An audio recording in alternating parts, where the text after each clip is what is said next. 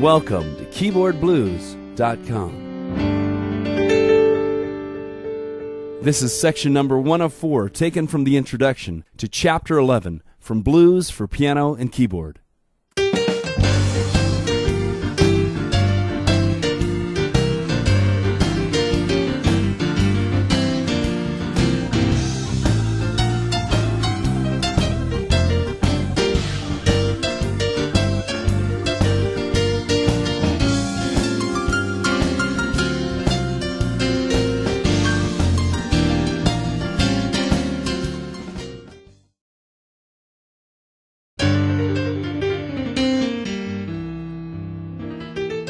Chapter 11 deals with blues scales and exercises, designed to strengthen and set your hands free on the keyboard. In this lesson, we'll really dig in as we head into the musical gym.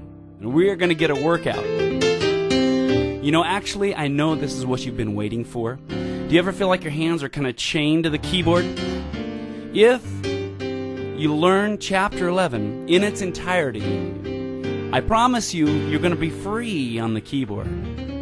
And you can run all over and play all kinds of funky stuff. Now, if you want to stay where you're at, hey, just turn the video off and go watch TV or something. But if you really want to get good, learn to dig in. Chapter 11 is where it's at. We're going to learn some great stuff here. We're going to jump ahead now, and I'm going to give you an overview of everything in Chapter 11 that will speed up and strengthen your hands. This is just an overview. If you want to grab the whole lesson, head on over to KeyboardBlues.com, and you can grab the whole thing there. If you really want to go to the woodshed and strengthen and speed up your hands, stick with me. The basic building block for Chapter 11 is the blues scale, of course. Here's what it sounds like. Now that's in the scale of A. Now you'll see later on I'm going to break that down note for note. I'm going to give you exact fingerings. But for now, this is what it sounds like.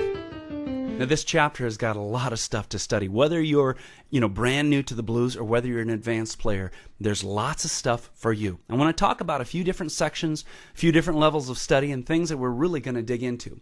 Number 1, I want to talk about something called backing tracks. Now if you ordered this Chapter 11 as a disc set through the mail, look at one of the CDs. You'll see that it's labeled backing tracks. What we had is a band come into the studio, and we had them play through the blues for 2.5 minutes in every key. That way, as I teach you each new thing to play with the blues, then I'll have you kick on the backing tracks, and I'll have you play along. And that accomplishes 2 things. The first thing, it's fun, right? If it's not fun, why are we doing it? The blues has got to be fun. You got to be smiling and having a great time. So when you're playing against the band, you're having a great time. Here's the second reason, probably just as important as having fun. Keyboard players are notorious for having sloppy timing. And the reason is we're usually playing by ourselves, right? Saxophone players grow up in school and high school. They're playing in a band with other people. But keyboard players, man, we're the lone cowboy. We're out there playing by ourselves, and what happens, our timing gets real sloppy. So as I teach you each one of these new things to play regarding the blues scales and all the different stuff I'm going to teach you, I'll always have you turn on the backing tracks and play along with the band so we accomplish having fun and rock solid timing. Now, I want to talk a little more about those backing tracks. Not only does the band play in every key through the blues, it also plays at 3 different speeds. So, for instance, on the backing tracks for the key of A, you'll find the band plays through 1 time slow, then it plays through medium, and then it plays through fast, right? All just in the key of A. And then for the key of B flat, there's a slow version, a medium version, and a fast version. And of course you can guess why. It's because as you progress, you want to move the speed of your hands up, right?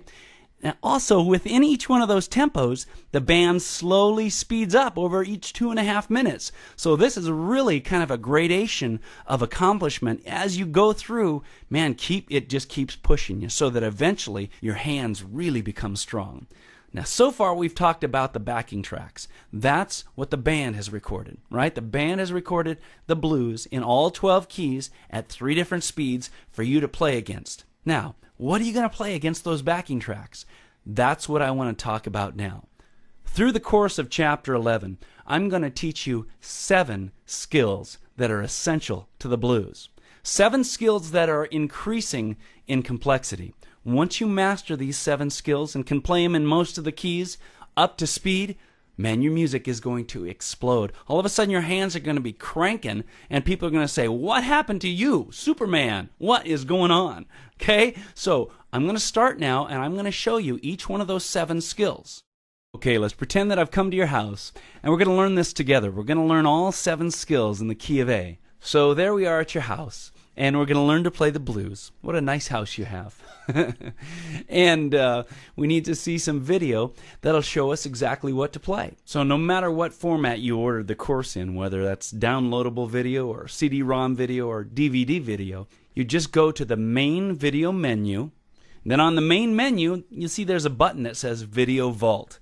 Now within the Video Vault, there's short videos that show all these 7 skills for both hands in every key. So there's a lot of different videos. So you'd look under the key of A, since that's what we're studying, and you'd look for skill number 1.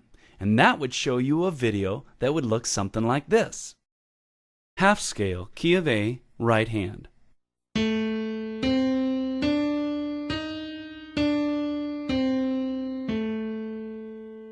Left hand.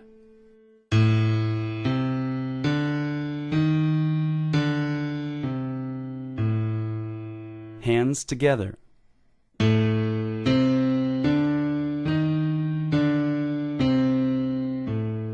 So then the next thing we do, we'd get out the backing tracks CD, find the slow version of the A scale, and pop it in the CD player and play the half scale along with it. This is what it would sound like. First we'd start with the right hand.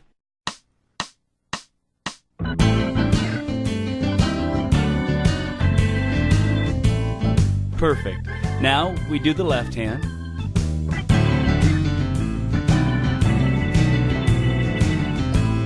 Ah, you got it. Now it's both hands.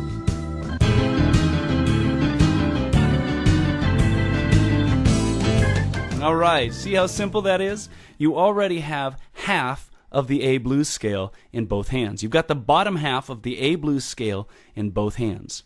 Now, just for the sake of time, I stopped the track, but what I want you to do is go all the way through, let the track play all the way out, and you just keep alternating the right hand, and then the left hand, and then both hands, and then the right hand, and the left hand, and then both hands.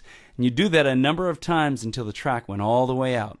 By the time you've gone all the way through the track, you're pretty comfortable in both hands with the bottom half of the A blues scale. And now you're ready for skill number 2. So you go back to the Video Vault, and you take a look at skill number 2 for the key of A.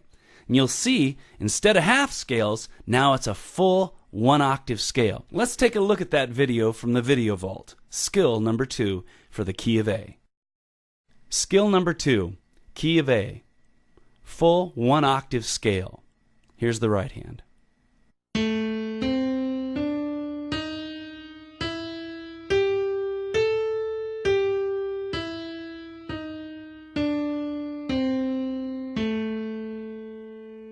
Here's the left hand.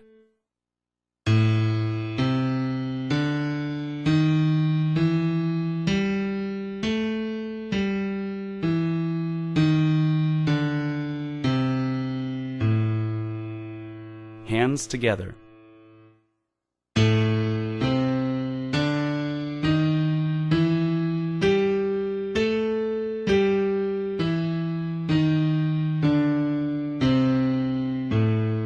Then you'd fire up the backing tracks again, and you'd go back to the key of A, the slow version, and you'd play skill number 2 along with it.